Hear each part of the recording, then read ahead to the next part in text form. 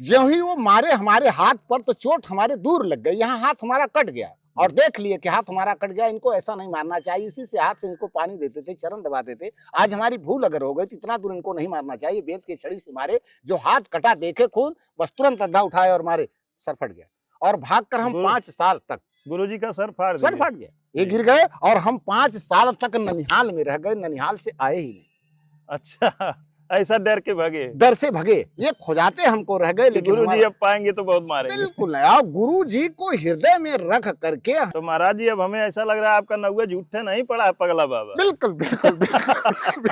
कुछ ना कुछ गुण हमारे जीवन में है जी। तब जाकर के हमको लोग पगला बाबा के नाम से माने। जी। टेढ़िया में क्या था आपका? टेढ़िया में हमारा ननिहाल था। ननिहाल था। और तो मतलब उस गांव के लोग चोर थे? एकदम बच्चा बच्चा को लोग देखते थे कि ये टेढ़िया है तो कहा चोर होगा, चोर होगा। मैंने वो मशहूर थे। तो महाराज जी ननिहाल में भी आप काफी दिन रहे? 5 साल तक ननिहाल में रह करके तो ननिहाल वाला गुण कुछ सीखे कि नहीं सीखे? बहुत सीखे, बहुत ही सीखे, जिसका कोई सीमा नहीं। चोरी कहीं किए? चोरी भी किए, ऐसी बात नहीं है कि तो उमेश बाबू पकड़े गए कि बच गए? नहीं बच गए, हम चोरी में बच गए, सिर्फ बच गए, पकड़े नहीं गए। तब आप सफल थे? अब सफल हो गए। तो सारा भोजन करने के बाद थोड़ा सा पेशाब कर देते थे, तो लोग कहते थे पागल हो गए, अब भोजन नहीं किया जाता, क्या जाएगा। वो भी भंडारा ले आकर फेंक देते थे। तो हमारे पुजारी भी कहना शुरू कर दिए कि अभी पगला गए, पगला गए, पगला गए। तो उस रोल में हमको लाभ मिला, क्योंकि हमारे जीवन में जीव हिंसा वंचित हुआ। जिस रोल में हमको लाभ हो जाएगा, समाज का जिससे हित हो जाएगा, देवी देवताओं को जिसको सुख मिल जाएगा, पशु पंछियों को जिसमें सुख मिल जाएगा, उस रोल अदा करने में हमको जरा सा संदेह नहीं है। राधे राधे दोस्तों, स्वागत है आपका अपने गुरु ज्ञान गौरव यूट्यूब चैनल में। जैसा कि आप जानते हैं, मैं जंगलों, पहाड़ों, गुफाओं और कंदराओं में रहने वाले जो दिव्य तपस्वी हैं, ऋषि महर्षि हैं, त्यागी हैं, उनका मैं खोज किया करता हूं, उनका दर्शन किया करता हूं, उनसे सत्संग लिया करता हूं और सत्संग का जो लाभ है वो आप तक पहुंचाने का यूट्यूब के माध्यम से मैं प्रयास करता हूं। इसी कड़ी में दोस्तों, हम लोग इस समय उत्तर प्रदेश के महाराजगंज जिला में बोकड़ा माता मंदिर पर बोकड़ा जंगल में है। और यह जंगल दोस्तों बहुत विशालकाय है। पीछे आप देख रहे होंगे कितना खूबसूरत जंगल। और इस जंगल में ये जो पेड़ खड़े हैं इनको साखू बोलते हैं, कहीं कहीं साल भी बोलते हैं, हमारे वहाँ सेखुआ भी बोलते हैं। तो इस समय दोस्तों हम लोग बोकड़ा जंगल में बोकड़ा माता मंदिर के दिव्य तपस्वी, दिव्य संत, परम पूज्य त्यागी महाराज जी उर्फ पगला बाबा के पावन चरणों में हैं। दोस्तों काफ़ी दिन पहले हम वीडियो बनाए थे, करीब 2 साल हो गया होगा, तो उसमें पगला बाबा शब्द का मैंने यूज किया था। तो कुछ लोग कमेंट किए थे कि महाराज जी को आप पगला बाबा क्यों बोल रहे हैं। तो दोस्तों महाराज जी का नाम ही पगला बाबा है। वैसे तो लोग त्यागी बाबा के नाम से जानते हैं, लेकिन महाराज जी पेड़ों के ऊपर स्लोगन लिखवा दिए, उस पर लिखवा दिए हैं पगला बाबा। अब पगला बाबा क्यों कहते हैं, हो सकता है आगे वीडियो में कहीं चर्चा हो जाए तो उसका भी उत्तर आप लोगों को मिल जाएगा। बिल्कुल प्रभु जी, सबसे पहले तो आज हम आपके जीवन के बारे में जानना चाहेंगे, अपने दर्शकों को बताना चाहेंगे।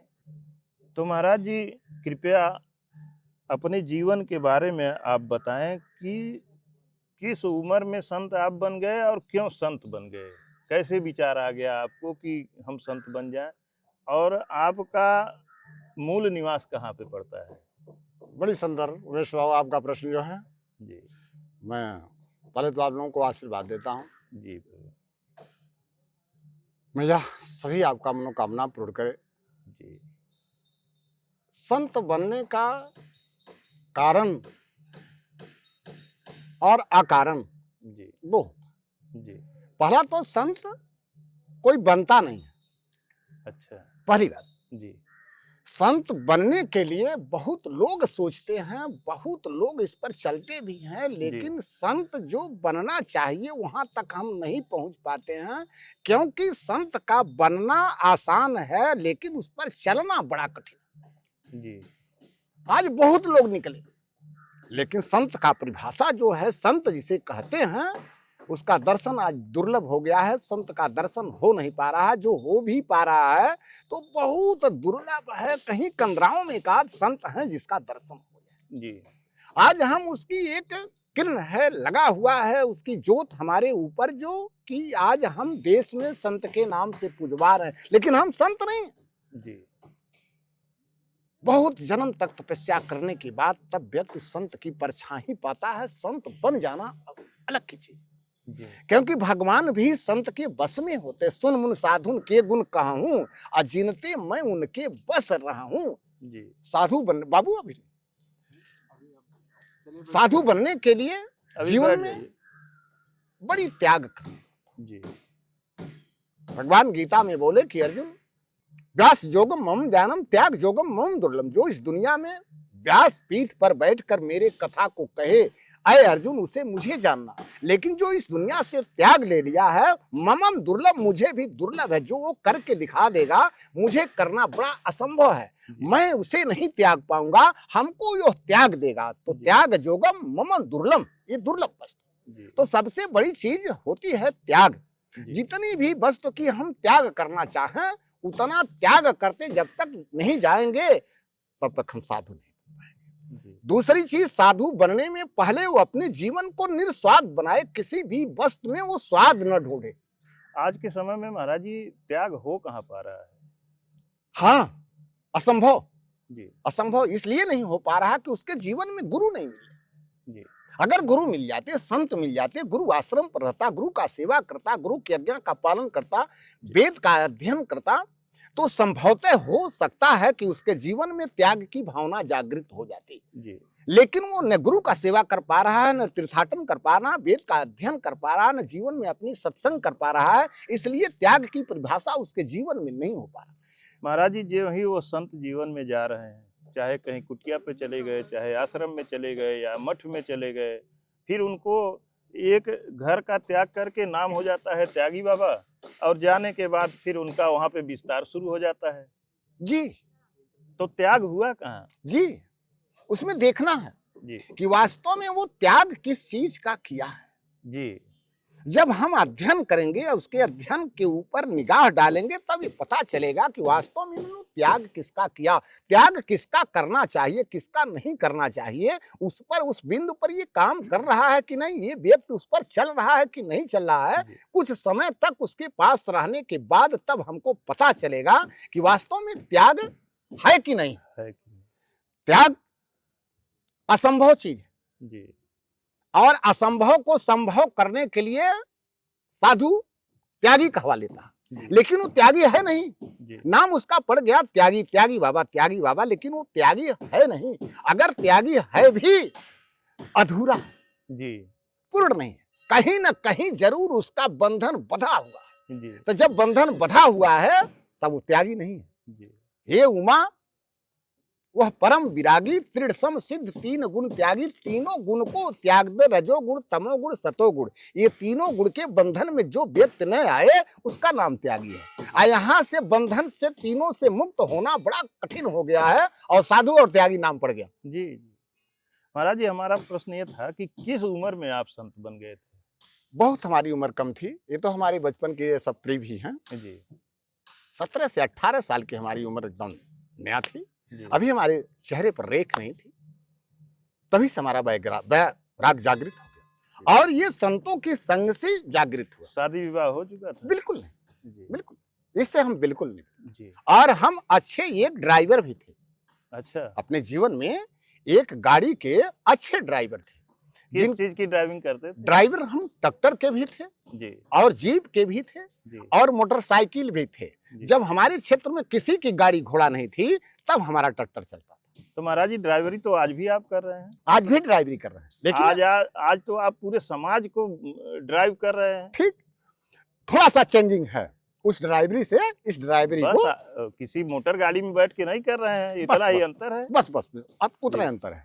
जी और ड्राइवर के उपरांत जी कम से कम तो 4 साल तक हम 1 नंबर की पढ़ाई पढ़ने के बाद हम बड़ी अच्छी अच्छी पार्टियों में कॉमेडियन का भी काम किए, कॉमेडियन का भी काम कॉमेडियन किया। एक नंबर। ऐसी नहीं, जी जहां लोग फंस जाते थे कि अब भैया काम हमारा चलने वाला नहीं है, हमारा सट्टा डूब जाएगा, वहां पार्टियां लड़ गई हैं, क्या महाराज जी आप उसमें सहयोग कर देंगे? तो हम कहा भैया हाँ हम अच्छी सहयोग कर देंगे। तब उसमें हम कॉमेडियन का काम करते थे।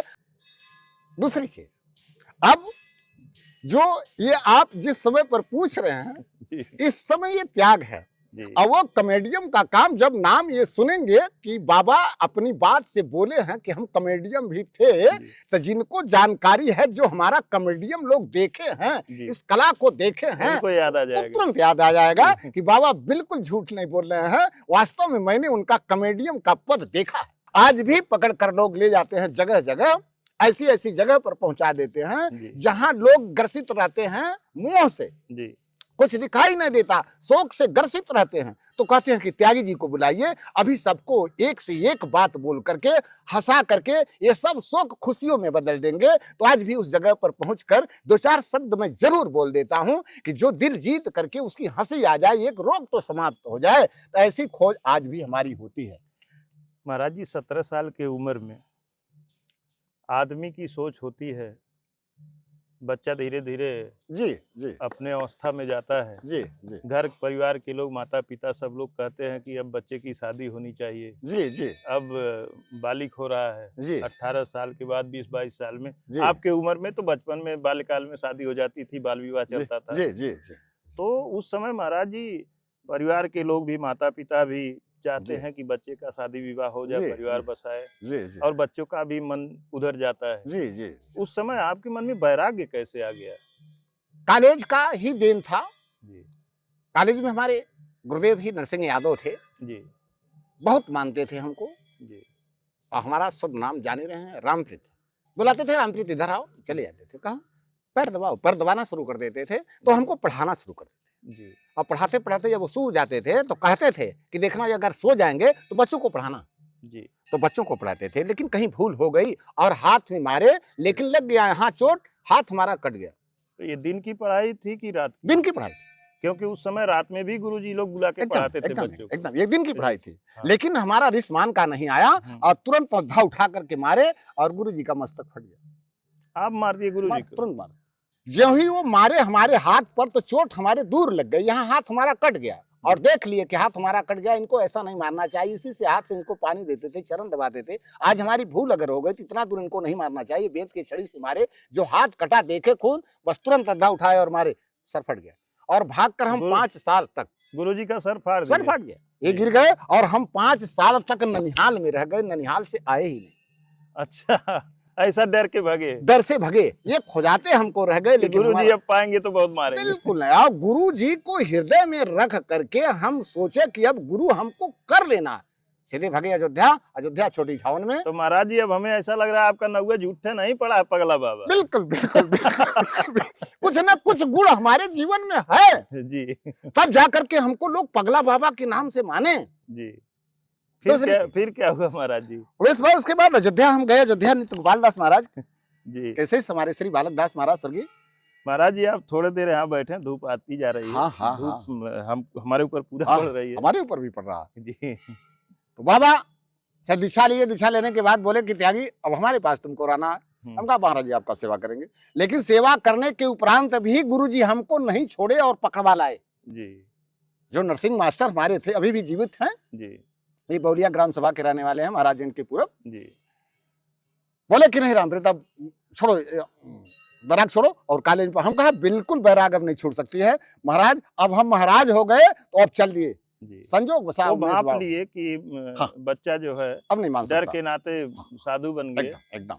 जी। और वो ले माता, आना चाहते थे हाँ। मुख्य धारा में, माता पढ़ाई पिता, लिखाई करें। हाँ हाँ, जी। माता पिता भी बहुत कोशिश किए, भाई भी हमारे कोशिश किए, चाचा भी हमारे कोशिश किए, लेकिन किसी की कोशिश हमारे ऊपर लगी नहीं। और बैराग ऐसी जागृत हुई कि अकस्मात हमको जगदम्बा के स्थान पर आकर के पहुंच गया। सन 92 में आकर के हम यहाँ पहुंच गए। जी और 92 से आज तक उमेश बाबू, यहाँ से हम कहीं भी गए जी। तो काम करके विश्राम अगर किए तो हम बुकड़ा स्थान पर किए, दूसरे जगह नहीं। यही अपने जीवन को बिता रहे हैं। आज भी भाई बन जाते हैं, माता पिता तो स्वर्गवास हो गए, भाई का भी स्वर्गवास हो गया, कारीब में हमारी पाही है, जन्मभूमि आपकी करमैनी घाट भरवलिया में है, ननिहाल हमारा आपका टेढ़िया में है। लोग कहते हैं पुराना चरित्र है कि बाती में गोरखपुर, कामे में ओडिया, अब भूते में केवलापुर, चोरे में टेढ़िया। तो ये 4 गांव मशहूर है। टेढ़िया में क्या था आपका? टेढ़िया में हमारा ननिहाल था। ननियाल था। और तो मतलब उस गांव के लोग चोर थे? एकदम बच्चा बच्चा को लोग देखते थे कि ये टेढ़िया है तो कहा ये चोर होगा, चोर होगा, मैंने वो मशहूर थे। तो महाराज जी ननिहाल में भी आप काफी दिन रहे? 5 साल तक ननिहाल में रह करके तो ननिहाल वाला गुड़ कुछ सीखे कि नहीं सीखे? बहुत सीखे, बहुत ही सीखे, जिसका कोई सीमा नहीं। चोरी कहीं किए? चोरी भी किए, ऐसी बात नहीं है कि तो उमेश बाबू पकड़े गए कि बच गए? नहीं बच गए, हम चोरी में बच गए, सिर्फ बच गए, पकड़े नहीं गए। तब आप सफल थे? अब सफल हो गए। अब इतनी समय हम पकड़े गए, उधर तो चोरी करके नहीं पकड़े गए, जी। लेकिन इतनी समय पकड़ा करके हमारे ऊपर अनायास 2 मुकदमा लगा, जो 308 और 302। वो क्यों लगा महाराज जी? अनायास इस मंदिर पर घटना कुछ हो गई, अनायास उसमें फंसाया गया, लेकिन गलतियां थी पहले की, तो उसका प्रायश्चित कौन भोगेगा? हमको भोगना ही पड़ेगा। और इसको हम स्वीकार करके आज तक भोगते हैं। 302 में निर्दोष साबित होकर के कोर्ट हमको बरी कर दिया। 308 का मुकदमा चल रहा है, आज भी कोर्ट से लड़ रहे हैं। जब साधु बने तब हमारे ऊपर मुकदमा चला, ननिहाल में जब बदमाशी किए तो हमारे ऊपर मुकदमा नहीं। ये भी बात को बड़ा सुंदर से सुने। एक चीज महाराज जी हम जानते हैं आपके बारे में, जितना आपसे हम बहुत ज्यादा तो नहीं मिले हैं, हाँ हाँ हाँ। लेकिन इतना तो अनुभव हो ही गया है कि आप किसी और के लिए बोल दिए होंगे, किसी और के लिए लड़ गए होंगे, जिसके कारण आपको बस यह मुकदमा झेलना पड़ा होगा। हम उसको सब क्या, और आप ऐसा कोई कृत्य नहीं करेंगे कि बिल्कुल। आपके ऊपर 302 308 हो जाए। सवाल नहीं है, यहाँ जी। तक किसी को हिदायत नहीं देते एक चींटी तक किसी के मारने बचाव को। में हो सकता है आप बोले हो। बस बचाव की बात आई, और बचाव में आज इसको हमको झेलना पड़ा, और इसे हम स्वीकार कर लिए कि परमात्मा अच्छा हमको रिजल्ट दिए। हमने गलती अपने जीवन में किया है, और अगर जो जीवन में हमने किया नहीं होता तो ये प्रायश्चित हमको भोगना नहीं पड़ता। ये भी है, और फिर हमारी अगली भी जन्म की तो पीढ़ी देखना है, जब गंगा पुत्र भीष्म पितामह जैसे जोगी 72 जन्मों के अपराध को भोग सकते हैं, तो एक रामप्रीत दास त्यागी कौन ऐसा है कि जो वो नहीं भोग सकता है? कुछ न कुछ अपराध हमारे जीवन में हुआ है, इसका प्रायश्चित हमको भोगना पड़ रहा है। जो जीवन में हम दान नहीं दिए थे, अब वो हमको डांट देना पड़ रहा है। महाराज जी, ऐसा कहा जाता है, हमारे वेद शास्त्र भी कहते हैं, और कथा कहानियों में भी सुनने को मिलता है कि, और संत महात्मा लोग भी बताते हैं, अगर कोई 12 वर्ष तक लगातार साधना कर ले, कोई तपस्या कर ले, तो उसे सिद्धि प्राप्त हो जाती है। महाराज जी, क्या आपको कोई सिद्धि प्राप्त हुई? बिल्कुल बिल्कुल जी। ये जो बातें लोग बोलते हैं जी, ये बातें मनमुखी बात बोलते हैं जी, वेदमुखी बात नहीं है। 12 बरस में तो ये अपने वो मन पर नहीं काबू पा सकता है, और सिद्धियां की तो बात अपनी जगह पर छोड़ दी। योगियों को अपने शरीर को तपाते तपाते जीवन समाप्त हो गया, लेकिन वो मन पर काबू नहीं पाया। तो महाराज जी, अगर इतने दिनों में आपको 45 साल में सिद्धि या शक्ति कोई प्राप्त नहीं हुई, तो फिर लोग साल 2 साल में कहीं जाते हैं, बैठते हैं, कहते हैं हम बहुत पावर हमको प्राप्त हो गया है, भगवान से हमको इतनी शक्ति मिल गई है कि हम लोगों का कल्याण करते हैं। फिर कैसे करते हैं? यही मिथ्या है जी, यही बातें उनकी मिथ्या। जी, झूठी बात बोलने के लिए उनके पास समय है, जी, सही बात बोलने के लिए उनके पास समय नहीं। जिसके पास ये सब चीजें रहेगी वो कभी बोल नहीं सकता, वो करके दिखाता है, बोलकर सुनाता नहीं। बोलकर सुनाने वाले के पास तुरंत जान लीजिए किसके पास बिल्कुल नहीं है, खाली। जी। धनी आदमी कभी नहीं कह सकता कि हमारे पास धन है, ज्ञानी आदमी कभी नहीं कह सकता मेरे पास ज्ञान है, बली आदमी कभी नहीं कह सकता मेरे पास बल है। सिद्धि इसका मतलब आप भी छिपा रहे हैं? नहीं, छिपाने का मतलब हम छिप ही नहीं सकता, कि हमारी बातों से खुद पता चल जाएगा कि हाँ त्यागी बाबा छिपा रहे हैं या नहीं छिपा रहे। हाँ, एक चीज की मेरे पास सिद्धियां जी। कहो क्या बाबा? क्या? कहा बोली की सिद्धि, और कोई सिद्धि नहीं। कौन सी सिद्धि है? बोली की। जी। जो भी आप बोली बोलेंगे उसको हम सिद्ध कर देंगे। जी। इसकी सिद्धि जो हम बोलेंगे उसको आप सिद्ध कर देंगे। बोली की सिद्धि, तो बोली की सिद्धि होना बड़ा असंभव है। सारे लोगों का उत्तर दे देना, उनके प्रश्नों का उत्तर दे देना, सटीक उत्तर दे देना, बोध कर देना, इसकी नाम सिद्धि। जी ये सिद्धि कमाने के लिए बड़ा अध्ययन, बड़ी तपस्या, बड़ा वेद पाठ, बड़ा पूजा करना पड़ता है, तब जाकर के हो सकता है कि वाणी सिद्धि। अगर वाणी सिद्धि आदमी के पास नहीं हुई तो सारी सिद्धियां उसकी मिथ्या है, कोई सिद्धि काम नहीं कर सकती, बेअवध की है। जी। अगर वाणी सिद्धि है तो ये अवध बड़ी वो मजबूत तो है, महाराज जी सबसे बड़ी सिद्धि है बहुत बड़ी सिद्धि। कि अगर कोई कामना लेके जाता है, कोई बात कहता है और कोई संत कह देते हैं जाओ तुम्हारा काम पूरा हो जाएगा और उसका हो गया, तो बस, इससे बड़ी सिद्धि बस, क्या बस, है? बस, बस। इसी सिद्धि को कमाने के लिए बहुत मेहनत के बाद तब जाकर के वो मिलती है। सारी सिद्धियां फेल हो जाएगी, लेकिन ये वाणी सिद्धि उसकी फेल नहीं हो सकती है, क्योंकि इस पर इसी को मेहनत करना है। जी ये कहीं पूजा पाठ से नहीं मिल सकती, ये सिद्धियां अपनी मेहनत के ऊपर है। जितना आप मेहनत करके इसको ठीक कर लेंगे, उतने सिद्धियां आपके पास आ जाएंगी। अगर ये ठीक नहीं है, ईधन जी साफ लिखे कि ईधन अगर आपका काम नहीं है तो ऊधन काम नहीं करेगा। जी तो पहले ईंधन को हम ठीक करना, तो हम ईंधन पर रहते हैं, ऊधन पर नहीं। ऊधन पर तो दुनिया मर रही है, लेकिन हम ईंधन पर मर। महाराज जी ऐसा भी कहा जाता है और सुना जाता है जी कि जैसे जब ऋषि महर्षि पहले द्वापर, सतयुग, इन सब युगों में जब संत महात्मा ऋषि तपस्या करते थे तो इंद्र का सिंहासन हिलने लगता था। जी जी जी और वहां से इंद्र तमाम अप्सराओं को भेजते थे कि इनकी साधना को भंग कर दो, उनको जी, जी। प्रलोभन देते थे, जी, धन जी। दौलत देते थे जी जी कि इसमें भटक जाएं। जी जी जी तो क्या महाराज जी आज भी ऐसा होता है? जी बिल्कुल। जैसे मान लीजिए आप इतने दिन से तपस्या की, बिल्कुल। कभी ऐसी घटना आपके साथ घटी कि आपको मार्ग से विचलित करने का प्रयास किया गया? बहुत बार है, एक बार नहीं, बहुत बार प्रयास किया गया। यहाँ से गैंग वाइज आए, जी। व्यक्तिगत आए लोग कि बाबा जी कुछ और बात, उस घटना के बाद आपको महसूस हुआ हो कि ये दैवी शक्तियां करवा रही हैं? हमको तुरंत मालूम हो जाता है, तुरंत मालूम हो जाता है कि यही प्रिंसिपल है, परीक्षा लेने के लिए आया है, अब हमको फेल करने के लिए लगा हुआ है। हम इस पर सतर्क हों। अगर हम सतर्क नहीं होते हैं तो हम परीक्षा की घड़ी पर बिल्कुल ठहरे हैं, तो हम अपनी परीक्षा की घड़ी से एकदम सतर्क हो जाते, बचना पड़ा। महाराज जी पगला बाबा नाम कब से पड़ा? यह पगला बाबा नाम हमारा 21, यही जो आपका 21 है, 2021 से? 21। इसमें ज्यादा कुछ नहीं, जी एक ही बात पर हमारा पगला बाबा नाम पड़ा। जब योगी आदित्यनाथ को हम कहना शुरू कर दिए कि इनका गोड़ मत धरो, जी ये नेता नहीं है, जी तो लोग कहे ऐसा क्यों कहते हैं बाबा? हम कहा इसलिए कहते हैं कि हम सोचते थे गौ रक्षक हैं, जी गौओं का रक्षा करेंगे, लेकिन ये तो गौओं के व्यापारी हो गए। जी तो इनकी बात अब तब सारे लोग कहना शुरू कर दिए कि तू पगला आ गई ना, जी अब पगला आ गई। तो हम कहा जब पागल तुम लोग घोषित कर दिए तो लो अब पागल है। तो 26 महीना तक हम स्नान नहीं किए। 26 महीना तक? हाँ, स्नान है बिल्कुल नहीं, तो क्यों स्नान नहीं किए? बिल्कुल हमसे कोई मतलब नहीं रहता था, जी। किसी से कोई मतलब नहीं। चुप। कि जब तुम लोगों का ऐसा विचार हो गया, इतना कचरा विचार हो गया, तब तुम लोगों से बोलना ही बंद कर दिए।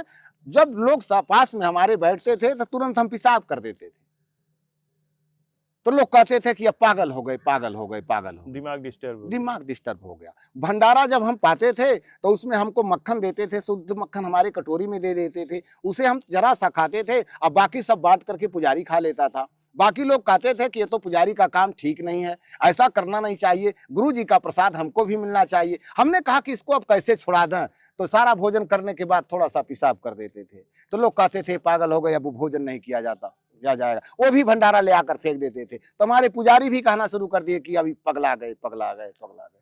दरोगा साहब आए, बोले कि त्यागी बाबा आपका तबीयत खराब हो गया है, खड़ा होकर पेशाब करना शुरू कर दिए। उनसे बोले कि यही पेशाब नहीं रुक रहा है। कहा बाबा इलाज हो रहा है। हम कहा अच्छी तरह से। वो भी बेचारे चले गए। उनको तो सोचना चाहिए कि जिसके व्यक्ति के जीवन में पेशाब रुक जाएगा वो मर जाएगा। जी इनसे हमने बोला कि यही रुक नहीं रहा है, इनको तो कम से कम सोचना चाहिए कि त्यागी बाबा क्या बोल रहे हैं। जी ये भी हमको इसलिए हमको गड़बड़ मार। रेंजर साहब आए, बोले कि त्यागी जी हमारी भी बात एक सुन लीजिए। हम कहा बताइए क्या बात है आपकी। खड़ा होकर पेशाब करना शुरू कर दिए। बोले कि तो पागल हो गए, यहाँ चलो ड्राइवर। गाड़ी में बैठे बेचारे वो भी चले गए।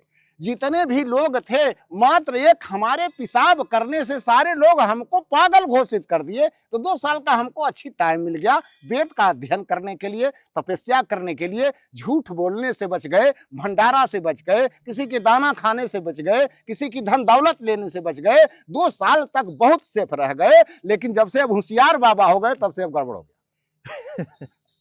तो महाराज जी जानबूझ करके आप बेवकूफ बना रहे थे लोगों को। बिल्कुल ऐसा रोल आ गया था, ऐसा रोल आ गया था कि अगर उस रोल को हम करते नहीं तो मंदिर हमारा कब्जा में नहीं आता। इसलिए कि मंदिर के चारों तरफ हाड़ मांस खाने वाले बहुत हो गए थे। तो बहुत हमने सिफारिश किया कि भैया ऐसा मत करो, मंदिर है, मंदिर को बचा कर रखो। तुमको खाना है तो अपने घर पर जाकर बनाकर खा लो। हम त्यागी मूर्ति है, तुलसीधारी आदमी है, ठाकुर जी मेरे पास हैं, ठाकुर जी की मैं पूजा करता हूँ। ये सब काम मत करो। कचरा मेरे नाक में आता, शाम को भोजन में नहीं करता। लोग माने नहीं। पंडित लोग आते थे, कथा सुन करके सारा सामान छोड़ देते थे। सोखा लोग आते थे, जवनार चढ़ा करके हाड़िया छोड़ देते थे। हमने कहा जब रोल बदल देंगे तो सारा एकदम बिल्कुल साफ हो जाएगा। तो जब रोल बदले तो सोखा से पूछे, भैया इस बकरे को आपने लाया था दर्शन कराने के लिए, इसका गला आपने क्यों काटा, क्या गलती किया था? तो सोखा बोला बाबा पूजा चढ़ाना है। हम कहा हम तुमको भी पूजा चढ़ाएंगे। काला भी पगला गई ना। जब एक जन के लगली मारे तो पूरा उमेश बाबू सारा मांस खाए एकदम सब बंद हो। तो उस रोल में हमको लाभ मिला, क्योंकि हमारे जीवन में जीव हिंसा वंचित हुआ। तो जिस रोल में हमको लाभ हो जाएगा, समाज का जिससे हित हो जाएगा, देवी देवताओं को जिसको सुख मिल जाएगा, पशु पंछियों को जिसमें सुख मिल जाएगा, उस रोल अदा करने में हमको जरा सा संदेह नहीं है। महाराज जी संत महात्मा लोग जो होते हैं वो लोग जब गलती करते हैं तो लोगों की पिटाई भी करते हैं। जी जी। कभी आपने किसी की पिटाई किया?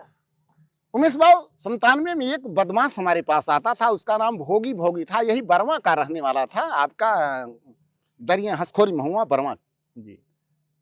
बड़ी बड़ी उसकी मोच थी, अखा व अच्छा बॉडी उसकी थी, पीताम्बर धारी था, उदयराज खप पहन रखा था, त्रिशूल बहुत बड़ा लिया हुआ था। बीट नर्सरी में जाता था, मदरा पीता था, बीट कुएं पर आता था, लोगों को राहजनी करता था। बदमाश था कि साधु? साधु और बदमाश दोनों था जी। बदमाशी भी करता था और साधुगिरी भी करता था जी। और साधुगिरी में मदिरा का भी सेवन करता था। जी। यहाँ आने के बाद बूढ़े महात्मा इंद्रासन दास थे, चेतन दास थे, विक्रम दास थे, इन महात्माओं को बड़ा प्रताड़ित करता था। हमारी बिल्कुल जवानी थी। आया तो बोले कि त्यागी बाबा इससे मत बोलिएगा। हम कहा क्यों? कहा ये बदमाश साधु है, अभी मारना शुरू कर देगा। हम कहा भैया बिल्कुल नहीं, इससे हम देखेंगे। जी। हमने बोला भैया आपको तो बदमाश लोग कह रहे हैं, आप तो महात्मा हैं। आप बोले कि अपना इलाज करवाने ही आए हैं। हाँ हाँ हाँ। तो बोले कि भैया आप तो महात्मा हैं, लेकिन हई महात्मा लोग कह रहे हैं कि नहीं वो बदमाश हैं। तो क्या स्वभाव आपका है कि आप बदमाशी भी करते हैं? हमको गाली दे करके और तमाचा तान लिया। तमाचा तानने के बाद उमेश बाबू तुरंत उसके हाथ को पकड़े और पाछे ऐंठ कर दिए। चिल्लाना शुरू किया कि छोड़ दो त्यागी। हम कहा इसको अगर बचाना है तो फिर पाछे कर दे। दोनों हाथ पाछे कर दिया, बांध कर अच्छी तरह पिटाई किए। पिटाई करने के बाद पानी गरमाए, जब उसके ऊपर छोड़ना चाहे तभी वो बोला कि आप गुरु हम चेला छोड़ दीजिए। 3 साल तक हमारे बर्तन को यहाँ मांजा। इस रास्ते पर डकैती करना लोग बंद कर दिए। एक बदमाश को मारने में डकैती करना बंद कर दिए। जबकि महिला 20 रुपया लेकर जाती थी तो भी बदमाश लोग छोड़ लेते थे। लेकिन आज 20 लाख का हार पहन कर जाए लेकिन कोई अंगुली दिखाने वाला नहीं है, तो उस रोल को भी अदा करना पड़ा, लेकिन समाज हित के लिए। जी जी जी। महाराज जी समाज सुधार के लिए भी आप प्रयास करते रहते हैं। हमने तो देखा है आपकी कुटिया में वेद शास्त्रों का भंडार है, वेद शास्त्रों का भी आप अध्ययन करते रहते हैं। जी जी। तो महाराज जी लास्ट में आप समाज को सुधार के लिए आपका क्या प्रयत्न है और क्या आप कहना चाहेंगे? हम सब कहना चाहते हैं कि समाज में जी कर्म और धर्म शर्म 3 पर पूरी भारत टिकी हुई है। जी। कर्म भी बढ़ रहा है जी, धर्म भी बढ़ रहा है। जरा सा शर्म पर भी वो ध्यान दें कि शर्म क्या चीज होती है। शर्म पर भी अगर हम काबू नहीं पाते हैं तो उसका कर्म धर्म दोनों किया हुआ कोई काम का नहीं है। इसलिए मैं समाज से सदैव निवेदन करता हूँ, अपने भक्तों से भी निवेदन करता हूँ कि वो शर्म पर जरूर ध्यान दें कि शर्म क्या चीज होती है। और कर्म तो आप कर ही रहे हैं, धर्म तो आप कर ही रहे हैं, लेकिन जब शर्म से आप वंचित हो रहे हैं तो हमारा सिद्धांत, हमारा सनातन धर्म जो है वो शर्म को बांध कर रखा है। शर्म से विहीन अगर व्यक्ति हो गया तो कितना हो बड़ा तपस्वी हो, जोगी हो, दानी हो, वो कोई काम कर। ये आखिरी बात हमारी आपकी थी उमेश बाबू जी। कि शर्म पर जरूर ध्यान दिया जाए। जी दोस्तों, इसी के साथ आज की वीडियो समाप्त करते हैं। यह थे त्यागी महाराज उर्फ पगला बाबा।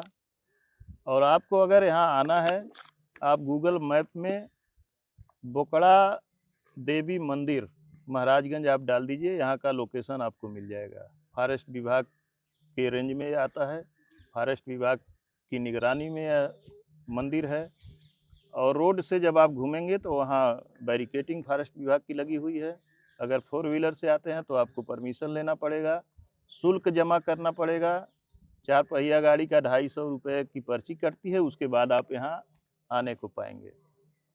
तो दोस्तों, आप गूगल के माध्यम से यहाँ आराम से पहुँच सकते हैं, आपको परेशान होने की ज़्यादा आवश्यकता नहीं है। वीडियो अगर आपको अच्छी लगी हो तो कृपया लाइक करें, अपने दोस्तों के साथ शेयर करें। अगर अभी तक आपने सब्सक्राइब नहीं किया है तो एक बार सब्सक्राइब कर लें, उसमें आपका 1 रुपया लगना नहीं है। और इसी तरह की वीडियो आपको मिलती रहेंगी। मिलते हैं फिर किसी और संत के चरणों में। धन्यवाद दोस्तों।